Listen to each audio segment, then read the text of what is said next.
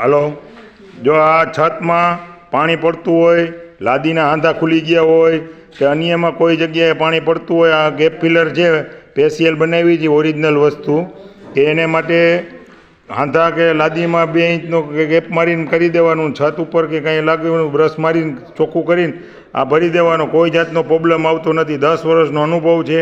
અને જામનગર લાલપુર સરકારી ઘઉંના ગોડાઉન બાજુમાં કારખાનું છે, ત્યાં બનાવું છું.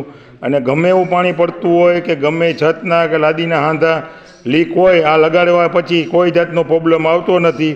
અને આની ખાસિયત એક છે, લાગ્યા પછી નેચરલ આરપાર દેખાય એવું કોઈ જાતનો મેલાર કે કાંઈ તકલીફ થશે નહીં. અને બીજા નંબરમાં એટલી તાકાત આવે કે તમે લોખંડના ધાતુથી ઘસશો તો ઉખડશે નહીં એવી મજબૂતાઈવાળી વસ્તુ છે.